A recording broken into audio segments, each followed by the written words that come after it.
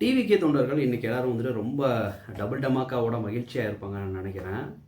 TVK தொண்டர்கள் அப்படிங்கிறப்போ விஜய் சாரை வாழ்த்தி விஜய் சார் நல்லா இருக்கணும்னு நினைக்கக்கூடிய அண்ட் முதலமைச்சரும் நல்லா இருக்கணும்னு நினைக்கக்கூடிய அரசியலுக்கு அப்பாற்பட்டு ஒரு நடிகராக இன்னுமுமே அவர் வந்து அந்த இடத்துல வச்சு பார்த்துட்டு இருக்காங்க இல்லையா, அந்த பெண்மணிகளும் சரி அண்ட் எல்லா குடும்பத்திலையும் இருக்கக்கூடிய குட்டி குட்டி நண்பிகளுமே பார்த்தீங்கன்னா இன்றைக்கி அவங்களுக்கு டபுள் டமாக்கா. என்னடா டபுள் டமாக்கா அப்படின்னு சொல்கிறேன்னா, விஷயம் இருக்குது.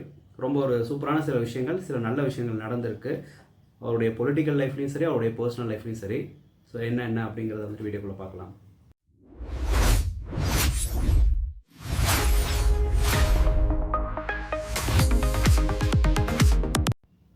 ஃபர்ஸ்ட் என்ன அப்படின்னா வந்துட்டு ஃபஸ்ட்டு பொலிட்டிக்கல் அதுக்குள்ளே போயிடலாம். முதல்வர் விஜய் அவர்கள் இன்றைக்கி சட்டசபையுடைய 3வது நாள். ஸோ ஃபர்ஸ்ட் 2 நாளில் வந்துட்டு பட்ஜெட் மனு தாக்கல். நம்ம பட்ஜெட் மனு தாக்கல் அப்படின்னா வந்துட்டு அதில் நம்ம என்னென்ன விஷயங்கள் அப்படிங்கிறதெல்லாம் வந்துட்டு நம்ம நேற்று அதுக்கு முன்னாடி நாள் வந்துட்டு என்னென்ன விஷயங்கள்லாம் காரசாரமாக நடந்தது அப்படிங்கிறத வந்துட்டு வீடியோவில் பார்த்துருந்தோம். சரி, என்னென்ன மாதிரி விஷயங்கள் அப்படின்னா வந்துட்டு முக்கியமாக கல்வி, மருத்துவம், விவசாயம், ஏஐ தொழில்நுட்பம், மாணவர்களுக்கான இந்த வேலைவாய்ப்பு திட்டம், அப்புறம் வந்துட்டு அக்ரி, இந்த மாதிரி வந்து மீன்வளத்துறை, நீர்வளத்துறை, இது மாதிரி எல்லா விஷயங்கள்லையுமே பார்த்தீங்கன்னா பட்ஜெட் அப்படிங்கிறது தாக்கல் செய்யணும். ஒரு வருஷத்துக்கு இல்லை அடுத்த 5 வருஷத்துக்கு இவ்வளோ அப்படிங்கிற தாக்கல் செய்வாங்க. இதுக்கு ஏன் இவ்வளோ பட்ஜெட் போட்டிங்க, இதுக்கு ஏன் வந்துட்டு இவ்வளோ கம்மியாக இருக்குது, இந்த அமௌண்ட் எங்கே போச்சு அப்படிங்கிற மாதிரி எதிர்கட்சி தலைவர்களும் சரி, இல்லை எதிர்கட்சியை சேர்ந்த எம்எல்ஏக்களும் சரி, இவரை வந்து பார்த்து கேள்வி எழுப்பாங்க. அது எல்லாத்தையும் சமாளித்து எங்களுடைய பட்ஜெட் அப்படிங்கிறது இதுதான் ஃபைனலைஸ் அப்படிங்கிறத வந்து பார்த்திங்கன்னா ஆளுநர்கிட்ட வந்துட்டு இவங்க சப்மிட் பண்ணணும். ஸோ அதற்கு தேவையான விஷயங்கள் எல்லாமே பார்த்திங்கன்னா கடந்த 2 நாட்களாக வந்துட்டு போயிட்டு இருந்தது. பட் இன்றைக்கி வந்து பார்த்திங்கன்னா அதனுடைய 3வது நாள். இந்த 3வது நாளில் பார்த்திங்கன்னா இந்த பட்ஜெட் இஷ்யூ அப்படிங்கிறது ரொம்ப ரொம்ப ரொம்ப ரொம்ப சிறப்பாக போயிருக்கு இந்த சென்ஸ். இன்றைக்கி நடந்த இந்த கிளாஷில் வந்துட்டு டிஎம்கே ஏடிஎம்கே விட வந்து பார்த்திங்கன்னா புலிப்பாய்ச்சலில் வந்து டிவிக்கே வந்து ஒரு 2-3 ஸ்டெப் வந்துட்டு முன்னாடி இருக்கிறாங்க. ஏன் 2-3 ஸ்டெப் முன்னாடி இருக்கிறாங்க அப்படின்னா வந்துட்டு இங்கே இருக்கிறவங்க எல்லாருமே பார்த்திங்கன்னா ட்ரைன்டு பொலிட்டீஷியன்ஸ் கிடையாது, சில பேரை தவிர. ஃபார் எக்ஸாம்பிள் ஆதவ அர்ஜுனா, அப்புறம் வந்துட்டு நம்மளுடைய செங்கோட்டையன் சார் அவர்கள். ஸோ இவங்களை தவிர மிச்சம் எல்லாருமே பார்த்திங்கன்னா சில பேர் பொலிட்டீஷியன்ஸாக இருக்கிறாங்க, சில பேர் வந்து பார்த்திங்கன்னா அந்த ஒரு ட்ரைன் பொலிட்டீஷியன்ஸ் அப்படிங்கிறதே கிடையாது. ஸோ அதனாலேயே பார்த்திங்கன்னா இன்னுமே டிவிக்கேவை இவங்க எல்லாருமே பார்த்தீங்கன்னா நல்ல ஒரு பொலிட்டீஷியன்ஸ் இல்லை வந்துட்டு பொலிட்டிக்கல் லீடர்ஸ் அப்படிங்கிற மாதிரி அக்செப்ட் பண்ண முடியாத ஒரு இடத்துல தான் வந்து பார்த்தீங்கன்னா அதர் பார்ட்டியை சேர்ந்த மெம்பர்கள் அண்ட் எம்எல்ஏஸ் எல்லாருமே பார்த்தீங்கன்னா இவனை பார்த்து கிண்டல் பண்ணிட்டே இருப்பாங்க. நம்மளாம் 50 வருஷமாக வந்துட்டு இருக்கிறோம், நம்மளை தாண்டி இவங்களாம் நம்மளெல்லாம் பேச்சில் நம்மளை வந்துட்டு வீழ்த்திட முடியுமா அப்படிங்கிற ஒரு எண்ணம் தான் எல்லாருக்குள்ளேயுமே இருந்தது. பட் அந்த எண்ணத்தை பார்த்தீங்கன்னா ஒவ்வொரு வாட்டியுமே இவங்களும் உடைச்சிட்டே வந்துட்டே இருக்காங்க. இன்னைக்கு சட்டசபையில் நடந்த சில விஷயங்கள் பார்த்தீங்கன்னா அதை சுக்கு நூறாக உடைச்சு எங்களால் வந்துட்டு பேசாமல் செய்கை மூலயமாகவும் பதிலடி கொடுக்க முடியும். அட் த சேம் டைம் பார்த்தீங்கன்னா நீங்கள் வாக்குவாதத்துக்கு வந்தால் எங்களாலையும் பேசி அந்த வாக்குவாதத்தில் வந்துட்டு ஜெயிச்சும் எங்களால் வந்துட்டு உங்களை வந்துட்டு நாங்கள் கேட்குற கேள்விக்கு உங்களால் பதில் அளிக்க முடியாத அளவுக்கு வந்து நாங்கள் பண்ணியிருப்போம் அப்படிங்கிற மாதிரி சில விஷயங்களை பண்ணியிருக்காங்க. ஸோ 1 by 1 வந்துட்டு பார்த்துடலாம். ஃபர்ஸ்ட் 3வது நாள் வந்து பார்த்திங்கன்னா தலைவர் அவர்களுடைய இன்றைக்கி காஸ்டியூம் என்ன அப்படின்னா வெள்ளை வேஷ்டி, வெள்ளை ஷர்ட்டு. ஸோ சட்டப்பேரவைக்குள்ளே வந்துட்டு முதல்வர் விஜய் அவர்கள் வந்ததுமே பார்த்திங்கன்னா கொஞ்சம் ஷாக்காக இருந்தாங்க. ஏன்னா நான் வெள்ளை வேஷ்டி வெள்ளை ஷர்ட்டில் வந்திருக்காங்க அப்படிங்கிற மாதிரி. ஸோ ஆளுங்கட்சி அப்புறம் எதிர்கட்சி சேர்ந்த எல்லாருக்குமே வந்து பார்த்திங்கன்னா தளபதி விஜய் அவர்கள் பார்த்திங்கன்னா வணங்கிட்டு அவருடைய சீட்டில் போயிட்டு வந்துட்டு உட்காந்துட்டாங்க. ஸோ அதுக்கப்புறம் வந்துட்டு சட்டப்பேரவை நடந்தது. இந்த சட்டப்பேரவை பார்த்திங்கன்னா எப்பயுமே ஹாஃப் டேவோட முடிஞ்சிடும். பட் இன்றைக்கி வந்துட்டு ஹாஃப் டே முடிஞ்சு அதுக்கப்புறம் 2 hours வந்துட்டு எக்ஸ்ட்ரா ஆச்சு. ஏன்னா வந்துட்டு நிறைய விஷயங்கள், ஏன்னா பட்ஜெட் அப்படிங்கிறது வந்து பார்த்திங்கன்னா மக்களுடைய தலையெழுத்தை நிர்மாணிக்கிற விஷயம். ஸோ அதனால் வந்து பார்த்திங்கன்னா எதிர்கட்சி தலைவர்களும் அண்ட் எதிர்கட்சி சேர்ந்த எம்எல்ஏக்களுமே பார்த்திங்கன்னா பழைய விஷயங்கள் எல்லாத்தையுமே கிளறி வந்துட்டு இவங்களுக்கு வந்துட்டு வாய்ப்புட்டு போட்டலாம் அப்படிங்கிற மாதிரி சொன்னாங்க. பட் எதுவுமே வந்துட்டு பாய்ச்சா பழிக்கலைங்க, அந்த மாதிரி தான் ஃபயராக இருந்தது. ஸோ ஃபஸ்ட்டு வந்துட்டு எடப்பாடியார் அவர்கிட்ட இருந்து நம்ம ஸ்டார்ட் பண்ணிடலாம். எதிர்கட்சி தலைவர் நம்மளுடைய ஏடிஎம்கே தலைவர் எடப்பாடி பழனிசாமி அவர்கள் பார்த்தீங்கன்னா பேச அனுமதி கேட்குறப்பவே பார்த்தீங்கன்னா சபாநாயகர் பிரபாகர் வந்து பார்த்தீங்கன்னா விதிகளின் படி அவை நடக்க வேண்டும் அப்படிங்கிறத வலியுறுத்தி உங்களுக்கான வாய்ப்பு வர்றப்போ வந்துட்டு நீங்கள் பேசுவீங்க அப்படிங்கிற மாதிரி சொல்லி வந்துட்டு இது பண்ணாங்க. ஸோ அதுக்கடுத்து என்னடா விஷயம், முக்கியமான விஷயம் என்ன அப்படின்னு கேட்டிங்கன்னா 1 by 1 வந்துடலாம். ஃபர்ஸ்ட்டு இன்ட்ரெஸ்டிங்காக இருந்த விஷயங்கள் மட்டும்தான் நான் இதில் வந்துட்டு ஃபில்டர் அவுட் பண்ண போகிறேன். ஃபர்ஸ்ட்டு ஆதவ அர்ஜுனா அவர்களுக்கும் நம்மளுடைய அண்ணன் உதயநிதி ஸ்டாலின் அவர்களுக்கும் நடந்த அந்த ஒரு சின்ன ஒரு வாக்குவாதம். எப்பயுமே ஆதவ அர்ஜுனா அவர்கள் மேலே வந்து பார்த்தீங்கன்னா அவர் போன வாட்டி டிஎம்கேக்கு வந்துட்டு சப்போர்ட்டாக வந்து இறங்கி களத்தில் வேலை செஞ்சார். ஸோ ஆதவ அர்ஜுனா மேலே எப்பயுமே வந்து அதர் பார்ட்டி மெம்பர்ஸ் வைக்கிற ஒரு குற்றச்சாட்டு என்ன அப்படின்னா லாட்ரி சீட்டு அப்படின்னு வைப்பாங்க.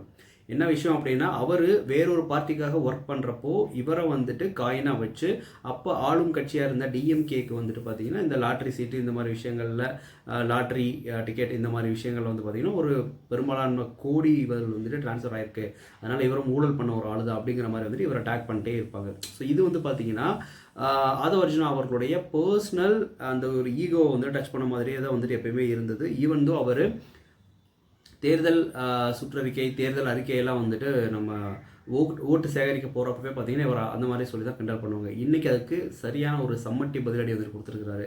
ஸோ இந்த மாதிரி விஷயங்களை வந்துட்டு அவங்க கிளறிட்டு இருக்கிறப்போ ஆதவ அர்ஜுனா அவர்கள் வந்துட்டு ரொம்ப வந்துட்டு டக்குன்னு வந்துட்டு சூடாயிட்டு வந்துட்டு என்ன சொல்லிட்டாரு அப்படின்னா, முன்னாடி வந்துட்டு நம்மளுடைய உதயநிதி அண்ணன் உட்காந்துருக்காங்க, அவருக்கு நேர் எதிராகவே வந்து பார்த்தீங்கன்னா இவங்க லாட்ரின்னு வந்துட்டு சொல்கிறாங்க.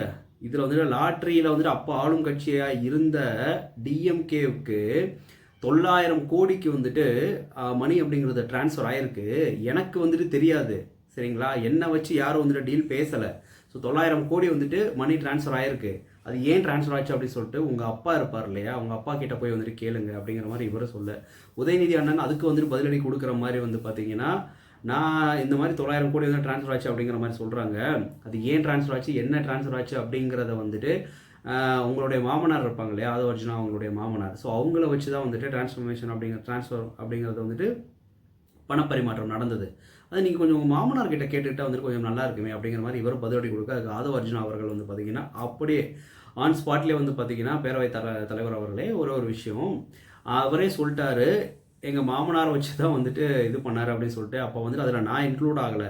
நான் மறுபடியும் சொல்கிற மாதிரி வந்துட்டு உங்கள் அப்பா இங்கே சட்டசபையில் இல்லை அப்படிங்கிறத குத்தி காட்டுறப்போ வந்து பார்த்தீங்கன்னா உங்கள் அப்பாவால் ஒரு எம்எல்ஏ கூட ஆக முடியல அப்படிங்கிறத வந்துட்டு குத்தி காட்டுறாரு. ஸோ அப்படி குத்தி காட்டிட்டு சட்டசபையில் கிடையாது, நான் இல்லை, அந்த இடத்துல இல்லை, அங்கே எங்கள் மாமனார்னு சொல்கிறார் இல்லையா, அவரையும் உங்கள் அப்பாவுக்கு வந்துட்டு ஏன் வந்துட்டு இவ்வளோ அமௌண்ட் வந்து ட்ரான்ஸ்ஃபர் ஆச்சு அப்படிங்கிறத வந்துட்டு அவரை வச்சு பேசுங்க அப்படிங்கிற மாதிரி வந்து பார்த்தீங்கன்னா ஒரு பதிலடி கொடுத்தாரு.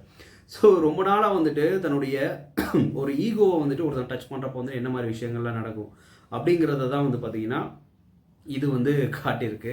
சரியான ஒரு பதிலடியாக இருக்குது. ஸோ அதுக்கப்புறம் பார்த்திங்கன்னா அண்ணன் உதயநிதி அவர்களுமே வந்து பார்த்திங்கன்னா பேசாமல் தான் உட்காந்துருந்தார். சில விஷயங்கள் அதுக்கப்புறம் வந்துட்டு டிஸ்கஷன் எல்லாமே போயிட்டு இருந்தது.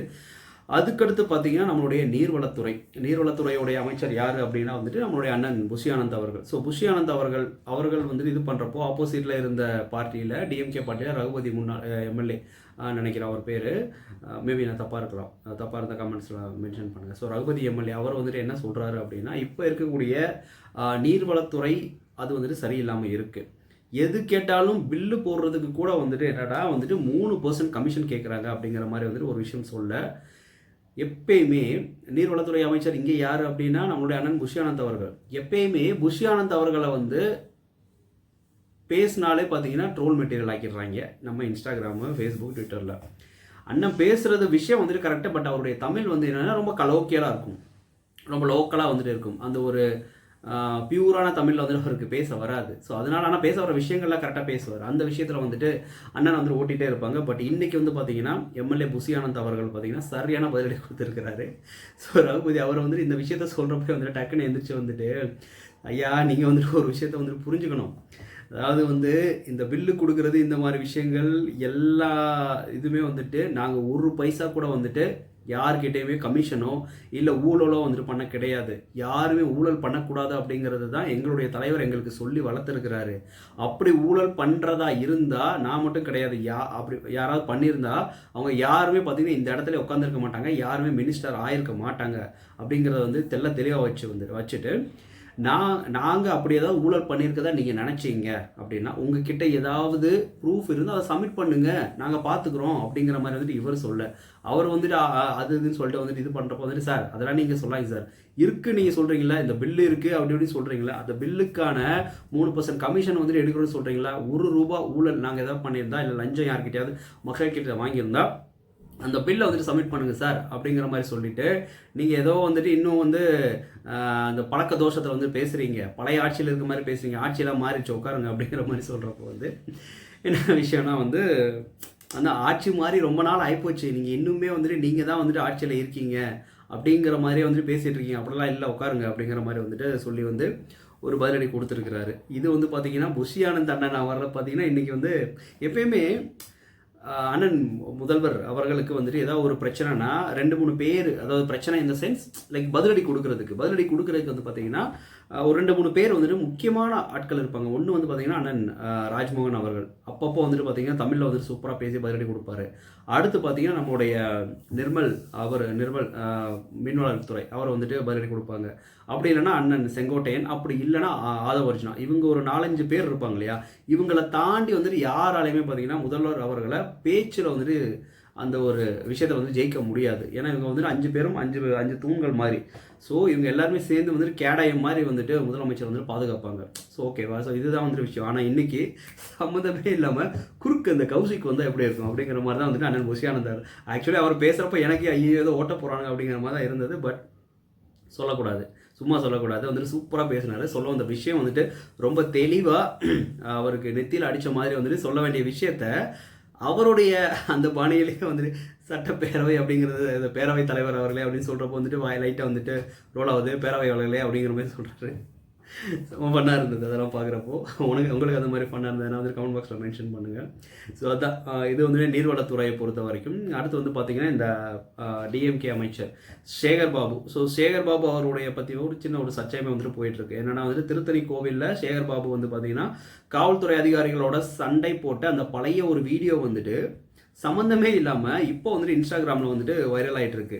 அது ஏன் இப்போ வைரல் ஆகுது அப்படிங்கிறது தான் வந்துட்டு தெரியல. ஸோ அதை வந்துட்டு எடுத்துக்காட்டி அதை பற்றியெல்லாம் வந்துட்டு விவாதம் வேணாம் அப்படிங்கிற மாதிரி வந்துட்டு நம்மளுடைய சட்டப்பேரவை தலைவர் அவர்கள் வந்துட்டு ஸ்கிப் பண்ணிட்டு போயிட்டுருக்காரு. ஸோ அடுத்து வந்து பார்த்திங்கன்னா இன்னொரு விஷயம், இந்த நம்ம சொன்ன இல்லையா டிஎம்கே எம்எல்ஏ ரகுபதி அவர்கள். ஸோ அவங்க வந்து பார்த்திங்கன்னா ஒரு லிஸ்ட்டையே எடுத்துகிட்டு வந்துட்டாங்க. லிஸ்ட்டையே எடுத்துகிட்டு வந்துட்டு நிறைய விஷயங்களை வந்துட்டு கேள்விகளை வந்துட்டு கேட்க ஆரம்பிக்கிறாங்க. ஸோ அதில் வந்து என்னென்னா நம்மளுடைய இதுக்கு முன்னாடி இருந்த இதில் வந்துட்டு என்னென்ன விஷயங்கள் நாங்கள் பண்ணியிருக்கோம் அப்படிங்கிறத வந்துட்டு மேற்கோளிட்டு காட்டுறாங்க. ஸோ குறிப்பாக என்னென்னா ரகுபதி அண்ணன் அவர்கள் பார்த்திங்கன்னா இந்த அண்ணன் சீர் திட்டம் அப்படின்னு சொல்லிட்டு வந்துட்டு 832 கோடி வந்துட்டு நீங்கள் ஒதுக்கி இருக்கிறீங்க. அதை வந்துட்டு 832 கோடியெல்லாம் வந்துட்டு அமுக்க முடியாது.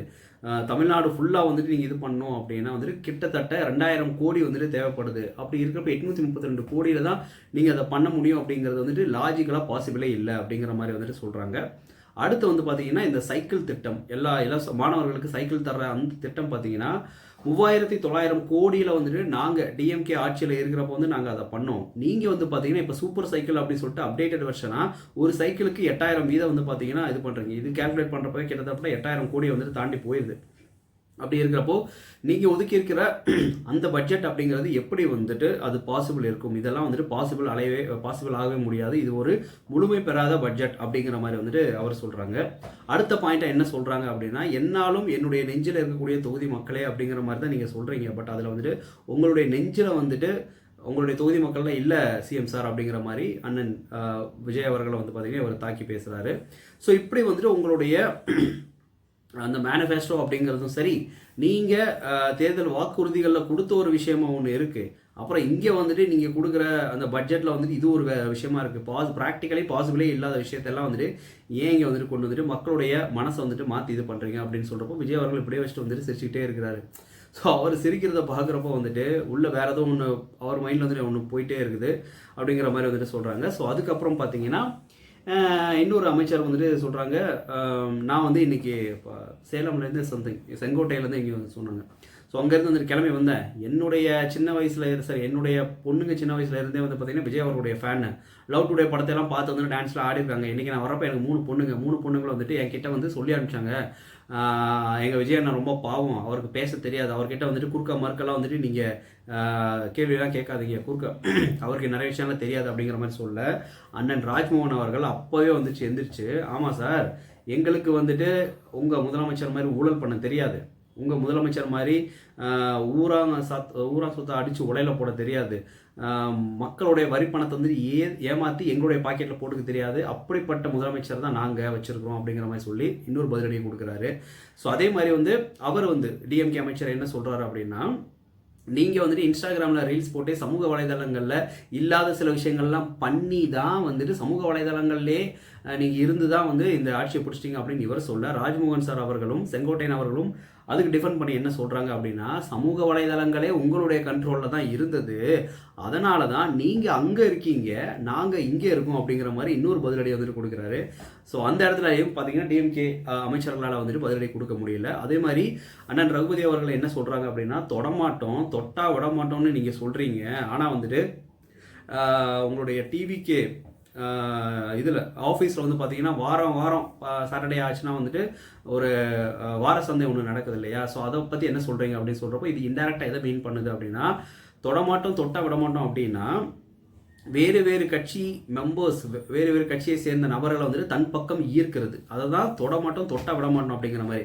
நாங்கள் ஒருத்தர் கொக்கி போட்டால் தூக்க விட மாட்டோம் அப்படிங்கிற பாணியில் வந்துட்டு இவர் சொல்ல, செங்கோட்டையன் அவர்கள் எந்திரிச்சு என்ன அப்படி சொல்கிறாரு அப்படின்னா, தயவுசெய்து வந்துட்டு கொஞ்சம் விஷயத்தை வந்துட்டு நீங்கள் மறந்துடாதீங்க, பனையூரில் எங்களை வச்சு நீங்கள் இப்படி சொல்கிறீங்க, நீங்களும் இப்படி தான் இருந்து இந்த கட்சிக்குள்ளே வந்தீங்க அப்படிங்கிறதையுமே வந்துட்டு மறந்துட்டு பேசுகிறீங்க சார் அப்படிங்கிற மாதிரி சொல்லி வந்துட்டு அதுக்கு ஒரு பதிலடி கொடுக்குறாரு. அடுத்து வந்து பார்த்தீங்கன்னா நம்ம ரகுபதி அவர்கள் அவர் வந்துட்டு என்ன சொல்கிறாங்க அப்படின்னா, பட்ஜெட்டில் வந்துட்டு கசிவுன்னு சொல்கிறீங்களே, கசிவுனா என்ன அப்படின்னு கேட்குறப்போ நம்மளுடைய நிதியமைச்சர் மரியா வில்சன் வந்துட்டு என்ன சொல்கிறாங்க அப்படின்னா, கசிவு பற்றின ஆடிட்டிங் எல்லாமே வந்துட்டு முடிஞ்சு போச்சு, அது என்ன கசிவு, எங்கே கசிவு, எந்த துறையில் கசிவு, யார் கசிவு பண்ணால் அப்படிங்கிற விஷயத்தை வந்துட்டு பார்த்தீங்கன்னா எல்லாமே ஆடிட் முடிச்சு நான் சிஎம் சாருக்கு வந்துட்டு ஃபைலாகவே கொடுத்துட்டேன், ஃபைல் வந்துட்டு அவர் டேபிளில் இருக்குது, அது எப்போ வரணுமோ அப்போ வரும், யார் கசிவு பண்ணாங்களோ அப்போ வரும் அப்படிங்கிற மாதிரி வந்துட்டு சொல்கிறாங்க. அதுக்கப்புறம் பார்த்தீங்கன்னா நம்ம அண்ணன் ரகுபதி அவர்கள் டிஎம்கே அமைச்சர் வந்து இன்னொரு விஷயம் என்ன சொல்கிறாங்கன்னா, மகளிருக்கு வந்துட்டு நாங்கள் விடியல் பயணம் சொல்லிட்டு ஒரு அருமையான திட்டத்தை ஒன்று வச்சோம், அதில் விடியல் பயணத்தை வந்துட்டு தூக்கிட்டு நீங்கள் என்னடானா வந்துட்டு அதில் பயணம் அப்படிங்கிற மாதிரி மட்டும் வச்சு எங்களுடைய திட்டத்தை வந்து எங்களுடைய முதல்வர் ஸ்டாலின் அவர்களுடைய பெயரையே வந்துட்டு தூக்கிட்டு நீங்கள் ஒன்று பண்ணணும்னு நினைக்கிறீங்க, இதெல்லாம் நீங்கள் பண்ணலாம், ஆனால் வந்துட்டு தமிழ்நாடு மக்கள் கிட்ட வந்து போய் கேட்டு பாருங்க, தமிழ்நாடு மகளிர் அவங்க கிட்ட வந்து கேட்டு பாருங்க, எல்லாருடைய மனசுலையுமே எல்லாருடைய இதுலையுமே பார்த்தீங்கன்னா முக ஸ்டாலின் அவர்கள் அப்படிங்கிற ஒரு நபர் தான் வந்துட்டு இருப்பாங்க அப்படிங்கிற மாதிரி வந்துட்டு அவர் சொல்கிறாங்க. அதுக்கு வந்துட்டு மரியா வில்சன் வந்துட்டு, சார் நீங்கள் சொல்கிறதெல்லாம் கரெக்டு சார், நீங்கள் இப்போ இதை சொல்கிறீங்கன்னா அதை நாங்கள் அக்செப்ட் பண்ணிக்கிறோம், அட் த சேம் டைம் வந்து பார்த்தீங்கன்னா தமிழ்நாட்டில் இருக்கக்கூடிய ஒவ்வொரு நபருடைய தலையிலுமே பார்த்தீங்கன்னா 1.28 லட்சம் கோடி கடனை வந்துட்டு, சரி 1.28 லட்சம் அந்த கடனை வந்துட்டு நீங்கள் விட்டுட்டு போயிருக்கீங்க. அதாவது மொத்த கடனையும் வந்துட்டு நம்ம ஆட் பண்ணி டிவைட் பண்ணால் ஒவ்வொரு நபருடைய தலைக்கு கீழேயும் 1.5 லட்சம் கோடி கிட்டத்தட்ட வச்சுக்கோங்களேன், 1.30 லட்சம் கோடி, சரி கோடி கிடையாது 1.30 லட்சம் ரூபாய் கடனை வந்துட்டு விட்டுட்டு போயிருக்கீங்க அப்படிங்கிற மாதிரி சொல்ல அந்த இடத்துல வந்துட்டு ஒரு சலசலப்பு ஏற்பட்டுச்சு. இதெல்லாம் பார்த்தீங்கன்னா அமைச்சர்களுக்குள்ள ஓகேங்களா. அடுத்து வந்து பார்த்தீங்கன்னா மெயின் தலைகள் தளபதி விஜய், இந்த பக்கம் வந்து பார்த்தீங்கன்னா உதயநிதி ஸ்டாலின் அவர்கள். ஸோ உதயநிதி ஸ்டாலின் அவர்கள் வந்து என்ன கேட்குறாங்க அப்படின்னா, 134 கோடி ஒதுக்க போகிறேன்னு சொன்னீங்க, அது என்ன ஆச்சு அப்படிங்கிற மாதிரி இவங்க கேட்க, ஸோ அதுக்கப்புறம் சில விஷயங்களையும் அதில் வந்துட்டு இன்க்ளூட் பண்ணுறாங்க. ஸோ மெயினாக வந்துட்டு நீங்கள் மேனிஃபெஸ்டோவில் சொன்ன எந்த விஷயத்தையுமே பண்ணலை, டெல்டா மாவட்ட மக்களுக்கு போய் சேர வேண்டிய அந்த குறுவை சாகுபடி அந்த ஒரு விஷயம், அந்த நிவாரண நிதி இதெல்லாமே வந்து கொண்டு போய் சேர்க்கல அப்படிங்கிற மாதிரி சொல்ல, அதுக்கப்புறம் வந்து இதெல்லாம் வந்து பார்த்தீங்கன்னா உதயநிதி அவர்கள் வந்து வச்ச கோரிக்கை. ஓகே, இது முடிஞ்சு போச்சு. அடுத்து அண்ணன் விஜய் அவர்கள் முதலமைச்சர் அவர் வந்து பார்த்தீங்கன்னா சில விஷயங்கள் இதெல்லாம் வந்துட்டு பண்ண போகிறேன், இதெல்லாம் இருக்குது அப்படிங்கிற மாதிரி வந்துட்டு சொல்லிட்டு இருக்கிறப்போ அதில் முக்கியமாக 2 விஷயம். ஒன்று வந்து என்னென்னா, ஒரு நாட்டுக்கும் இன்னொரு நாட்டுக்கும் ஒரு போரே வருதுன்னு வச்சுக்கோங்களேன், ஆனால் உட்காந்து பேசினா அவ்வளோ பெரிய போரை கூட வந்து நிப்பாட்டுற அளவுக்கு வந்துட்டு அதில் ஒரு விஷயம் இருக்கும். உட்காந்து பேசினா எல்லாமே முடிஞ்சு போயிடும். அப்படிப்பட்ட போரே நிப்பாட்டுற அளவுக்கு வந்துட்டு விஷயம் இருக்கிறப்போ பக்கத்து மாநிலம் காவிரி, இந்த கர்நாடகா, இந்த இஷ்யூ வந்து இத்தனை வருஷமாக போயிட்டுருக்கு. ஸோ அங்கே போயிட்டு வந்துட்டு ஒரு வாட்டி ஒரு அட்டம் பண்ணி வந்து நம்ம பேசலாம் அப்படிங்கிறது தான் வந்து என்னுடைய ஒரு நோக்கமாக இருந்தது. அப்படி நான் போகிறப்போ வந்து பார்த்தீங்கன்னா எனக்கு ஏதாவது அவமானம் நேர்ந்தால் கூட அது எனக்கு பிரச்சனை கிடையாது, என்னுடைய தமிழக மக்களுக்காக அதை நான் பொறுத்துக்கொள்வேன் அப்படிங்கிற மாதிரி வந்துட்டு அவர் சொல்லியிருந்தார்.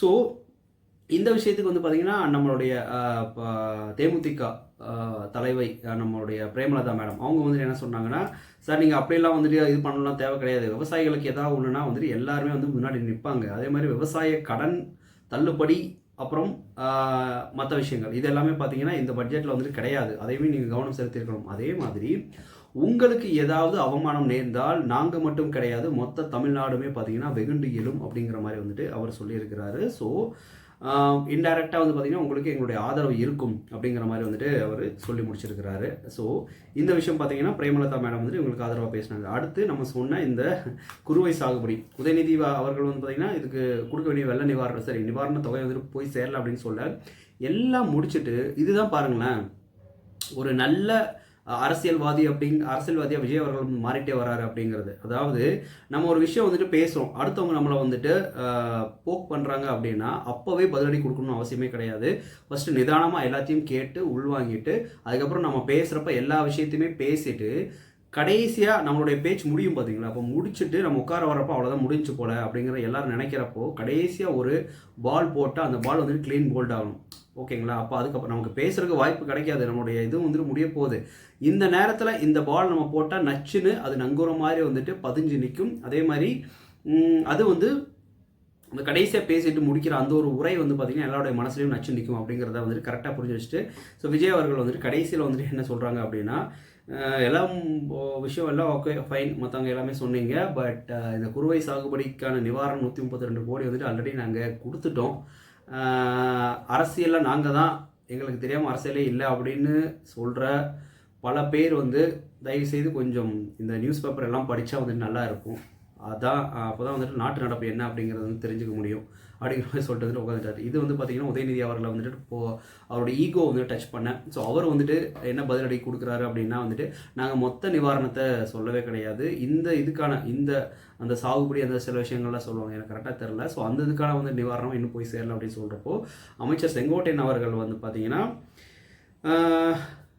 சார் செப்டம்பர் முடிஞ்சதுக்கப்புறம் தான் வந்துட்டு எவ்வளவு நிவாரணம் அப்படிங்கிறத வந்துட்டு ஃபுல்லாக வந்துட்டு நாங்கள் பார்த்து நாங்கள் சொல்ல முடியும் அப்படிங்கிற மாதிரி சொல்கிறாங்க. ஸோ இது எல்லாம் தான் வந்துட்டு இது ஒரு தக்க ஒரு பதிலடியாகவும் இருந்தது. இது எல்லாம் தான் வந்துட்டு நான் சொன்ன மாதிரி இன்றைக்கி அசம்பிளியில் நடந்த பயங்கரமான ஒரு காரசார விவாதமாக வந்துட்டு பார்க்கப்பட்டது. ஸோ இதில் வந்து நம்ம ஆல்ரெடி சொன்ன மாதிரி டிவிக்கில் இருக்கவங்களாம் ரசிகர்கள், அவங்களுக்குலாம் வந்துட்டு பேச தெரியாது அப்படின்னு நினச்சிட்டு இருந்த பல பேர் பார்த்தீங்கன்னா பயங்கரமாக பேசுகிறாங்க, பயங்கரமாக வந்துட்டு ட்ரெயின் பண்ணியிருக்காங்க, சூப்பராக பதிலடி தர்றாங்க. அந்த லெவலுக்கு வந்துட்டு மெச்சூர்டாக வந்துட்டு ஒவ்வொரு நாளும் தன்னை ஒரு மெருகேற்றிட்டே வந்துட்டு நல்ல ஒரு அரசியல்வாதியாக வந்துட்டு மாறிக்கிட்டே வர்றாங்க. இது எல்லாமே பார்த்தீங்கன்னா விஜய் அவர்களுக்கு ஒரு பூஸ்ட் கொடுத்த மாதிரி. இதே நாளில் அவருடைய பர்சனல் லைஃப்லேயுமே வந்து பார்த்திங்கன்னா ஒரு சில விஷயம் நடந்திருக்கு. என்ன அப்படின்னா விஜய் அவர்களும் அவருடைய மனைவி திருமதி சங்கீதா, ஓகே சங்கீதா விஜய் அவங்களுமே பார்த்தீங்கன்னா கடந்த ஏப்ரல் 20 வந்து பார்த்திங்கன்னா 2 பேருமே வந்துட்டு நாங்கள் இது பண்ணுறோம் அப்படிங்கிற சரி போன வருஷமே பார்த்தீங்கன்னா நவம்பர் டிசம்பர்லேயே அவங்க டிவோர்ஸ்க்கு அப்ளை பண்ணியிருக்காங்க அப்படிங்கிற மாதிரி அவங்களுடைய பர்சனல் விஷயங்கள் எல்லாமே வந்துட்டு வெளியே வந்துருச்சு. அதுக்கப்புறம் ஒவ்வொரு மாதமும் இந்த விஷயம் வந்து சூடாகிட்டே போயிட்டு இருந்து அப்புறம் ஒவ்வொருத்தருமே பார்த்தீங்கன்னா அவருடைய பர்சனல் லைஃப்பை இழுத்து பிடிச்சி பர்சனல் லைஃப்பை போட்டு அட்டாக் பண்ண ஆரம்பித்து பயங்கரமாக பண்ண ஆரம்பித்தாங்க. இதனுடைய கடைசி வாய்தா பார்த்தீங்கன்னா ஏப்ரல் 20 வந்துட்டு நடந்தது. மே 4 வந்துட்டு ரிசல்ட்டு. ஏப்ரல் 21 வந்துட்டு நம்மளுடைய எலெக்ஷன் டேட்டு. அன்றைக்கி ஏதோ சம்பவம் பண்ண போகிறாங்க அப்படின்னு பார்க்குற வந்து பார்த்தீங்கன்னா ஏப்ரல் 20 2 பேருமே கோர்ட்டில் ஆஜராகலை. ஸோ அதுலேயுமே பார்த்தீங்கன்னா எதிர்கட்சிகள் எல்லாம் வந்துட்டு முடிஞ்சு அப்படிங்கிற மாதிரி வந்து சொல்லிட்டு இது பண்ணாங்க.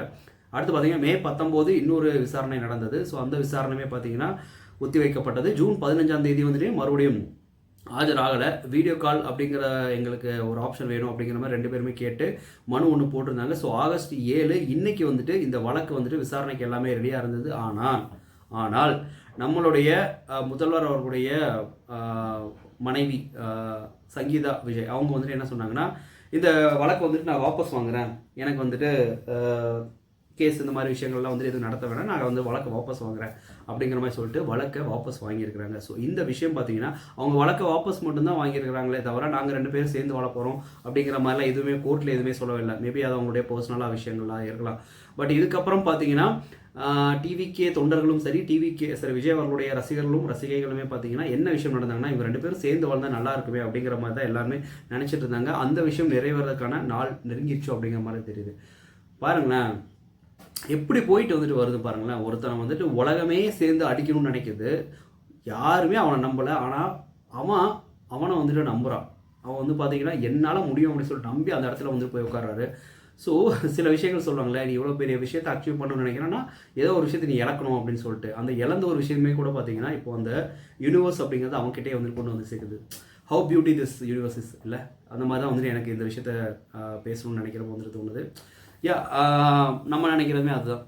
சங்கீதா அண்ணி அவர்கள் விஜய் அண்ணன் அவர்கள் கூட சேர்ந்து வாழ்ந்தால் நமக்குமே சந்தோஷம் தான், அந்த குழந்தைகளுமே வந்துட்டு சந்தோஷப்படுவாங்க. நல்லது நடக்கும்னு நம்புவோம். ஸோ இந்த அசம்பிளியில் நடந்த இந்த விஷயங்கள், விஜய் அண்ணனுடைய பர்சனல் லைஃப்பில் நடந்த இந்த விஷயங்கள் 2மே கொலாக்ட் பண்ணி இந்த வீடியோவை நான் கொடுத்துட்டேன். கருத்துக்கள் உங்களுடையது, நீங்கள் அதை சப்மிட் பண்ணுங்கள், நம்ம அதில் பேசலாம். Thank you, tata, take care, bye. Cheers.